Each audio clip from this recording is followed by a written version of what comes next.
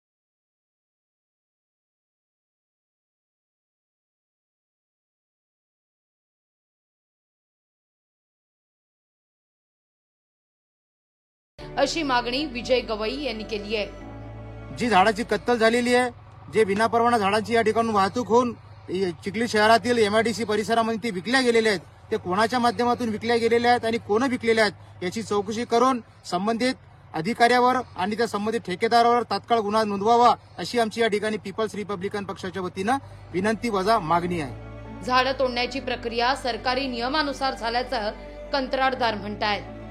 त्या ठिकाणी एकही झाड उभं राहणार नाही हे प्रकल्प यंत्रणेला सुद्धा अपेक्षित आहे आणि हेच त्यांनी वन विभागाला सुद्धा सांगितलेले होते की या ठिकाणी एक सुद्धा झाड यानंतर राहणार नाही, कारण की ते सौर ऊर्जा असल्यामुळे तिथं सावलीचं काम नाही। झाडांची कमी कत्तलची परवानगी दाखवून जास्त झाडं तोडून आणि तोडलेली झाडं कुठलेही टेंडर न काढता परस्पर विकून मलिदा कमवण्यासाठी हा प्रकार केला गेल्याची दबक्या आवाजात चर्चा आहे।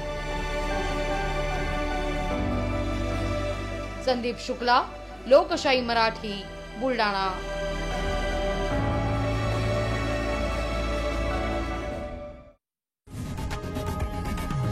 लोकशाही मराठी ऐका, पहा, जागरूक रहा।